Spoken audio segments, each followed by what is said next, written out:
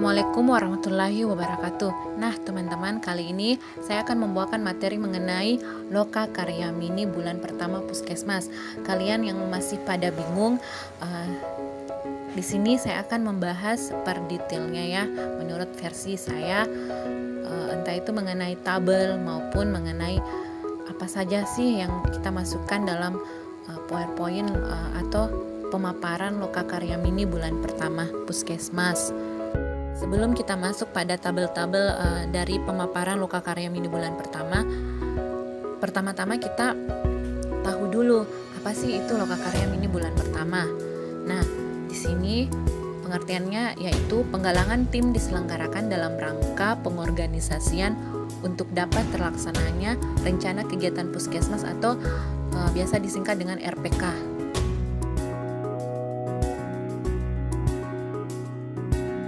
Selanjutnya untuk kepesertaan dari Loka Karya Mini bulan pertama dihadiri oleh Kepala Puskesmas tentunya, staf Puskesmas atau tenaga ASN, tenaga kontrak, dan tenaga sukarela. Biasanya juga dihadiri oleh tamu atau pihak dari Dinas Kesehatan atau penanggung jawab dari masing-masing program yang ada di Dinas Kesehatan, entah itu kepala seksi atau kepala bidang atau anggotanya. Biasa juga kegiatan Loka Karya Mini bulan pertama ini dihadiri oleh kepala dinas kesehatannya. Seperti itu kalau memang kepala dinas kesehatan itu tidak sibuk. Sekarang kita akan memasuki slide pertama, di mana kita akan belajar mengenai apa yang disampaikan pada PowerPoint kita pada Loka Karya Mini bulan pertama Puskesmas. Terkadang kan kita bingung, tabel-tabel apa sih yang kita masukkan kepada PowerPoint kita? Uraian kegiatan dari masing-masing program apa sih yang harus kita paparkan di PowerPoint kita agar audiens, agar peserta itu bisa mengerti atau mudah mengerti. Untuk slide pertama itu biasanya ditampilkan adalah judul, yaitu Loka Karya Mini bulan pertama Puskesmas bla bla bla, tanggalnya kapan, dan disampaikan oleh manajemen Puskesmas apa. Bila ingin menambahkan simbol-simbol silahkan, seperti itu. Untuk slide kedua biasanya orang menampilkan peta wilayah Puskesmas atau batasan-batasan wilayahnya, atau biasanya demografi, bisa juga dengan latar belakang Puskesmas, berdirinya Puskesmas kapan dan sebagainya. Tapi jika kalian sudah sering menampilkan peta wilayah tersebut dan lain-lain tadi, untuk selanjutnya jangan lagi ditampilkan karena biasanya akan memakan waktu yang banyak untuk memaparkan. Karena kan di sini kalau Loka Karya Mini bulan pertama itu berarti kita menampilkan hasil kinerja tahun 2020. Artinya hasil kinerja 1 tahun. Misalkan kalian membuat kegiatan Loka Karya Mini bulan pertama itu di tahun 2021. Jadi otomatis yang dievaluasi itu adalah hasil kinerja kalian pada tahun 2020. Tentunya ada perbandingan antara 2 tahun terakhir ya. Misalkan 2019 dan 2020 untuk mengetahui apakah trendingnya naik atau trendingnya turun atau sama saja, seperti itu.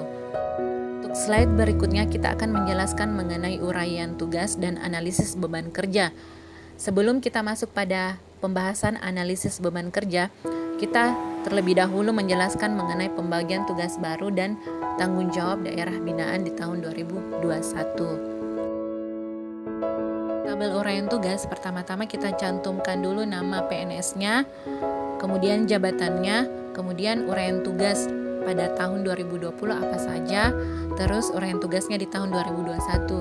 Jika ada penambahan penanggung jawab program, tinggal ditambahkan saja. Selanjutnya kita akan menampilkan tabel analisis beban kerja. Pertama-tama itu adalah uraian dari sarana pelayanan kesehatan, mulai dari Puskesmas, Pustu maupun Poskesdes atau Poskeskel. Selanjutnya untuk tenaga, jenis tenaganya yaitu saya di sini menguraikan tenaga dokter sampai dengan tenaga promosi kesehatan. Terus kita input masuk itu tenaga ASN dan tenaga kontrak atau apapun itu sebutan tenaga kontrak di daerah kalian. Di sini diinput sesuai dengan keadaan puskesmas kalian, berapa tenaga dokter gigi, perawat, sampai dengan tenaga promosi kesehatan.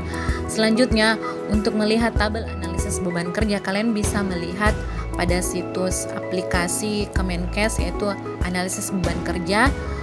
Untuk SDMK-nya, kita melihat dari ABK-nya, penghitungan ABK-nya, berapa kebutuhan yang dibutuhkan oleh puskesmas. Entah itu dia kekurangan ataupun dia kelebihan, dia akan muncul di dalam aplikasi ABK tersebut. Untuk slide selanjutnya, yaitu kita masuk pada daerah binaan kelurahan ABCD. Koordinatornya misalkan siapa begitu. Terus kita uraikan mulai dari RW berapa, terus nama RW-nya, penanggung jawab, dan tugas daerah binaannya. Misalkan saya di sini menyampaikan informasi kegiatan yang akan dilaksanakan di wilayah tersebut. Kedua, menyiapkan data Darbin, kelurahan dan puskesmas, kunjungan sehat, serta promosi kesehatan. Selanjutnya kita akan memasuki pada uraian dari UKM esensial, di mana uraiannya adalah promosi kesehatan, kesehatan lingkungan, kesehatan ibu dan anak, perbaikan gizi masyarakat, dan pencegahan dan pengendalian penyakit atau biasa disebut atau disingkat dengan P2P.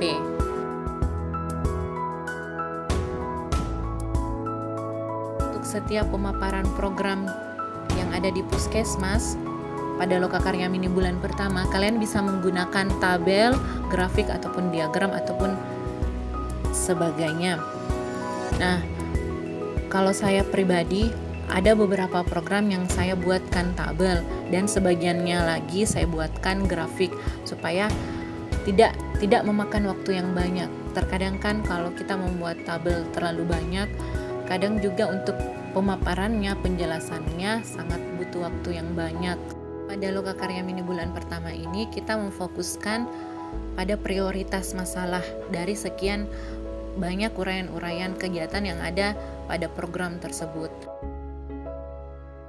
Sekarang kita lihat pada UKM esensial yang pertama, yaitu promosi kesehatan.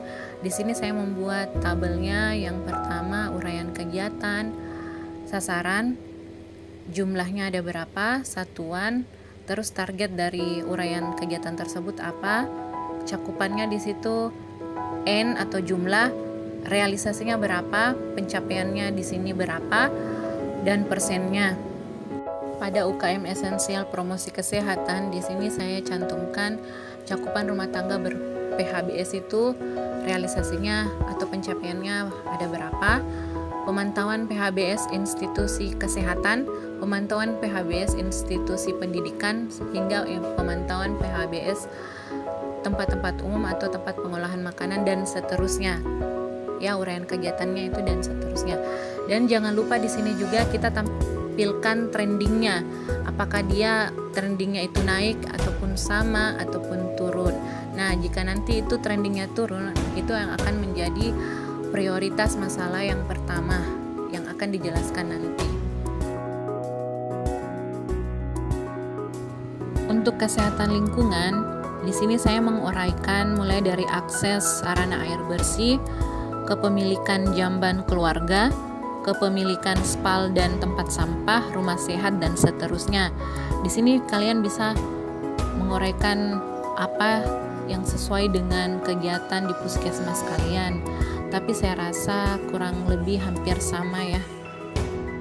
Next slide, perbaikan gizi masyarakat, yaitu mulai dari persentase balita underweight, persentase balita stunting, persentase balita wasting, dan persentase ibu hamil anemia, dan seterusnya.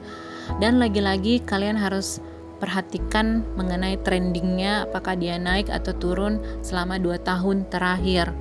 Biasanya untuk masalah yang hampir sama di setiap puskesmas itu, yaitu DPRS-nya ya, atau kunjungan balitanya yang datang ke posyandu.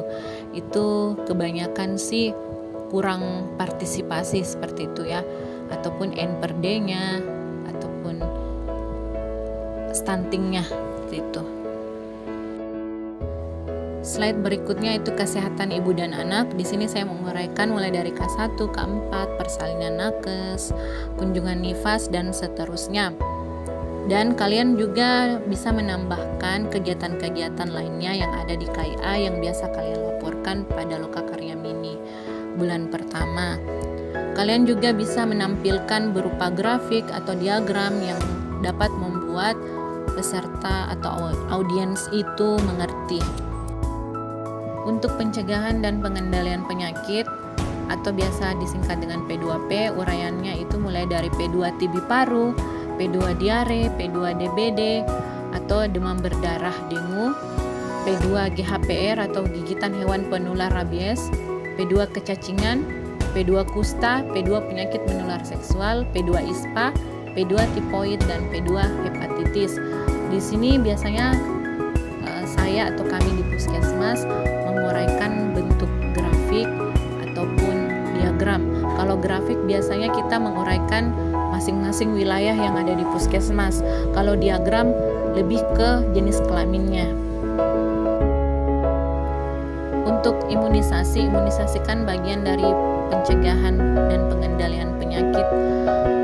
Di sini imunisasi bisa diuraikan mulai dari imunisasi HB0, polio, dan seterusnya. Kalian bisa juga menguraikan masing-masing wilayah, ada berapa bayi yang diimunisasi HB0, polio, dan lain-lain. Kalau untuk pada penyakit tidak menular atau PTM, di sini lebih ke pelayanan kesehatan penderita hipertensi, pelayanan kesehatan usia produktif, pelayanan kesehatan penderita hipertensi, dan penderita diabetes mellitus. Di sini pelaporannya lebih kepada beberapa penyakit yang masuk dalam PTM atau penyakit tidak menular. Selanjutnya kita masuk pada slide Perkesmas.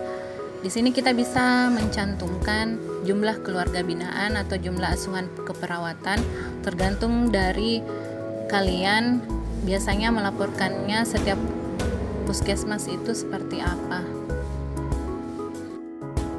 Untuk upaya kesehatan pengembangan, kalau di puskesmas itu biasanya ada kesehatan usila, kesehatan jiwa, kesehatan olahraga, kesehatan kerja, kesehatan tradisional atau hatra, kesehatan indera, kesehatan haji, posbindu PTM, UKS atau UKGS. Sini pada upaya kesehatan pengembangan, saya lebih menampilkan melalui grafik ataupun diagram, yaitu masing-masing wilayah dan jenis kelamin.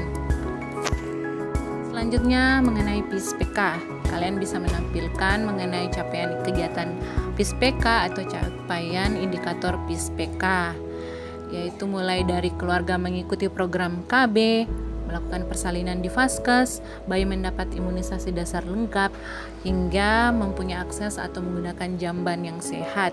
Kalian bisa membandingkan 2 tahun terakhir capaian kalian dalam pendataan PISPK ini. Nah, selanjutnya upaya kesehatan perorangan atau biasa disebut dengan UKP. Di sini kami menampilkan 10 penyakit terbanyak, 10 penyakit terbanyak rawat inap, 10 penyakit terbanyak rujukan, 10 pemakaian obat terbanyak atau pelaporan peresepan. Dilihat lagi dari data berapa obat yang kadaluarsa. Seperti itu ya, teman-teman. Selanjutnya laboratorium, kepemilikan kartu sehat. Di sini uraiannya bisa KIS PBI atau non PBI. Kemudian kunjungan rawat jalan, rawat inap atau rujukan, pelayanan kesehatan gigi dan mulut. Selanjutnya data kematian. Seperti itu, teman-teman. Sini saya mencontohkan mengenai grafik kunjungan rawat jalan gigi, rawat inap, dan rujukan. Kita bisa lihat pada grafik di slide ini. Slide berikutnya saya menampilkan aplikasi sarana dan prasarana alat kesehatan atau disingkat ASPAK. Kemudian saya tampilkan lagi realisasi keuangan atau laporan realisasi keuangan. Tergantung dari sumber keuangan di puskesmas kalian masing-masing. Kalau di sini ini saya menampilkan mengenai BOK atau bantuan operasional kesehatan, operasional pemeliharaan, jaminan kesehatan nasional atau JKN. Bisa juga kalian memaparkan mengenai jam persal atau jaminan persalinan. Untuk selanjutnya, saya memaparkan mengenai inovasi. Inovasi apa saja yang ada di puskesmas kalian bisa menguraikan pada Lokakarya Mini bulan pertama, tentunya dilengkapi dengan data-data ya. Seperti itu supaya pihak dari Dinas Kesehatan atau teman-teman lintas program itu mengetahui inovasi kalian itu berjalan dengan baik. Ya, demikian tadi hasil pemaparan saya mengenai item-item penting yang harus kita paparkan pada saat Lokakarya Mini bulan pertama. Sebelum saya tutup, ada catatan penting yang harus kalian tahu, yaitu yang pertama, ketika kalian membahas mengenai Lokakarya Mini bulan pertama, jangan lupa itu membuat RUK dan RPK. Terus yang kedua, masalah dan tindak lanjut. Tentunya poin penting dari Lokakarya Mini ini adalah membahas prioritas masalah, membahas masalah-masalah yang ada dalam setiap program. Jadi pentingnya kita menampilkan tabel mengenai masalah dan tindak lanjut seperti tabel ini, yaitu mulai dari prioritas masalah, penyebab masalahnya, alternatif pemecahan masalahnya, dan pemecahan masalah terpilih. Pemecahan masalah terpilih di sini yaitu kesepakatan bersama kalian antar lintas program maupun dari pihak Dinkes maupun kepala puskesmas atau siapapun itu. Kalau kalian sudah menyepakati kesepakatan bersama untuk pemecahan masalahnya, kesepakatan bersama itu penting ya teman-teman. Misalkan target pencapaian program kalian itu rendah dari tahun sebelumnya. Jadi di sini kita membahas bagaimana caranya membuat rencana kerja agar pencapaian target kita di tahun depan itu meningkat dibanding tahun sebelum-sebelumnya.